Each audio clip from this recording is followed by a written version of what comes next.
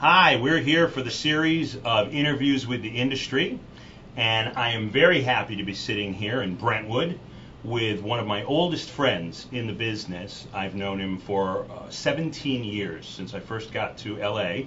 His name is Marv Dauer. He is a talent manager, and we're going to talk to him today about exactly what he does, how he does it, and how it affects you. All right, Marv, let's get right to it. Right from the beginning, I want to get into what it is you do. I get emails all the time from actors asking me, do I need a manager? How would you answer that? It depends on what level of your career that you're at. You cannot have enough representation in Hollywood. There's so many actors. What is there, like 100,000 in the union, 400,000, 50 jobs a day available. You need as many people working for you as you possibly can.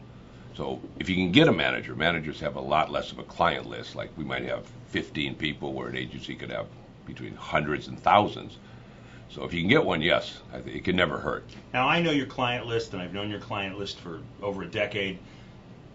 You have working actors because you've been doing this for a long time. 24 years. But I know that there are managers out there who've been doing it 24 days, and there's a lot of them because many people just open up an office and call themselves a manager. How does somebody know the difference between legitimate manager and guy working out of his cellar? Well, looking at their client list would be one way. Okay. If they have working actors, they must be somewhat legitimate. I think the problem is nobody's bonded. Anybody can be a manager. Your next door neighbor can open a shingle tomorrow morning. Where do I go to see your client list? IMDb.pro. And IMDb. I think that IMDb also, and you could call up, I guess. You actually could call up. But you can go right onto IMDb Pro. I can not only see your clients, your list, I can see who their agents are, I can see their resumes. That's correct. So that's helpful. Yes, oh yes. So if I'm looking up some manager that I met at a bar, and he hands me his card, and I look him up on IMDb, and he's either not there at all, or he has 8 people I've never heard of, that guy's not going to help me. Not a lot, no. No. Okay. So I think what you're saying too is you need a manager, but you need a good one. And it's hard to get one. In fact, it's harder now than it's ever been with a strike passed, might be another one. Right. It's really hard, and there's not as much work. Okay. You have parameters on the type of people that you would want to represent. And really, when you have 15 people, and I mean, that's all you can really handle and do a good job, because it's much more than, throwing darts and say, I hope I can get somebody in on Grey's Anatomy or CSI Miami.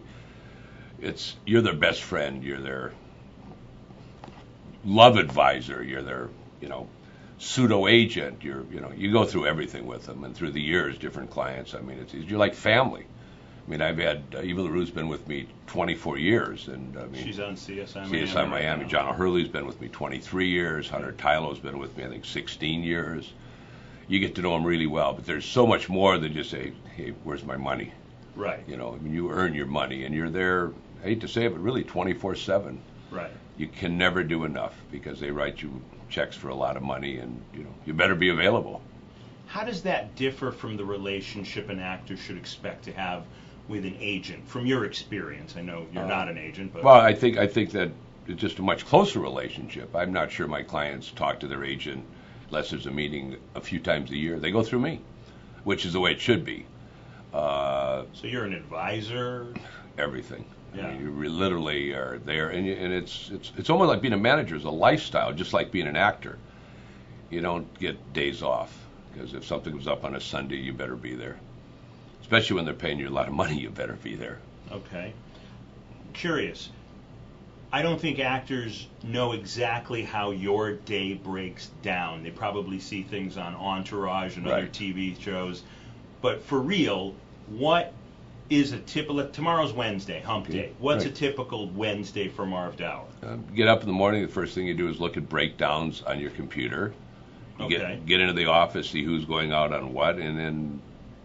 I think the whole business is relationships. I'll go to lunch with an agent. I'll go to lunch with a casting director, a producer, and I play a lot of golf with producers. I think golf's helped me more than anything else in the business because you get 5 hours alone on a golf course, and you really get to know somebody, and you're doing something that hopefully is fun. At night, you might go to a showcase. I've been going to yours for years. You hope to discover new talent. You'll go to a play. You'll You go to dinner with friends. It's almost like all of my friends now are in the business. Sure. And it's a never-ending job. I will, you hope to help the agent get people in on auditions. Maybe there's every day is busy. It's almost like before I know it, it's 8 o'clock at night, and then you still have somewhere else to go. Sure. Because people in our business start at like I guess 10:30 in the morning. They're done at 7:30, and then you go to dinner with them. Right. But it's almost like tomorrow I'm working on a huge deal for a beverage company and trying to do the contract and have lawyers involved. Everything has to be done where it's done right, and that's not. A lot of people just say, "Okay, sign here," and Right. No, you're doing a lot of negotiating and dealing. Well, we negotiate with a lawyer. The lawyer doesn't sure. negotiate. Right. That's correct. Right. But you're overseeing. You're helping. You're overseeing everything, Guidance. and you also have to make sure it's the right. I mean, clients like Eva's passed on a lot of things, which I've agreed with. We get lots of offers. She's on the #1 show in the world. Right. You got to be so careful. You don't want to make a mistake. Right. And John O'Hurley, when he was offered Dancing with the Stars, I guess it's a few years ago now, I wasn't sure that was the most brilliant move, and I was 1,000% wrong. I mean, Could go either way. It turned out to be wonderful. He ended up doing Broadway, doing Chicago, doing Spam-A-Lot. I mean, Right. hosting family. All this pretty much just jump-started his career again. Right. He didn't get more talented, but boy, did he get a lot of visibility. And Right. that show, of course, is damn near getting Super Bowl ratings. Right. Who knew? Right. Could have been The Surreal Life. Instead, it was so many that American don't want Idol. it. Yeah, absolutely. Huge. Absolutely. And no way when somebody's called about, I think it was from ABC, about Dance with the Stars. Why? Right. I was wrong. Yeah. I admit it. Who knew? Yeah, nobody. Now, we touched on something there for a second, and I want to get on this because I think it's important for actors to know this as well. What are managers not supposed to do? Because I mentioned negotiating, and you very smartly... Well, you're not supposed to procure employment, and you're not supposed to negotiate. And that's a law. That's a law. That's state labor commissioner has had several cases through the years. 98% of them, if an actor wants to get out of their contract, they say John Smith negotiated my deal on Young and the Restless, and that makes that contract invalid. So every actor must have a legal negotiator, whether it's an agent or a lawyer. Correct. They're going to have that on top of you. That's correct. On top of a manager. That's the law. They've been trying to get that law changed for years because it's sort of unfair. I mean, for example, if you're a young kid and you come out here from New England and you can't get an agent, and I believe in you, how are you supposed to get your career going if you can't get representation other than myself? And I'm not supposed to send you out. Now, there's a real problem. So I can't get you an agent, and yet I think you're talented. What do we do? Right. That's the one thing that makes no sense to me. They're punishing the actor. They're not punishing us. Right. And how do you solve that? Well, there's got to be some way Sacramento can help. Actors always want to know. Any favorite agents? Any agents that you think are just slam dunk winners? Is that asking a delicate question? It's one I wouldn't answer. Okay, fair enough. I mean, basically... Without naming names, then, let me try another way. Okay. Are there agencies that you have more than one client with?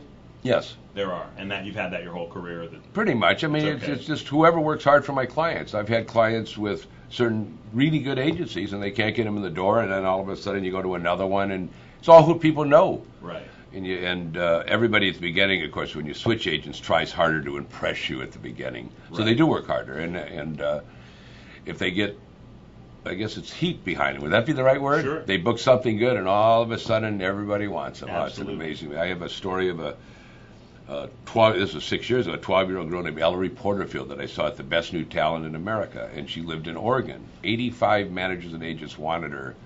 I was the only one that said you didn't have to move here, and I mean, she has made just a great career. It started with Woody Harrelson and Julianne Moore in a movie, had a couple of series, and it just, all of a sudden, as soon as somebody's interested, William Morris signed her with no credits.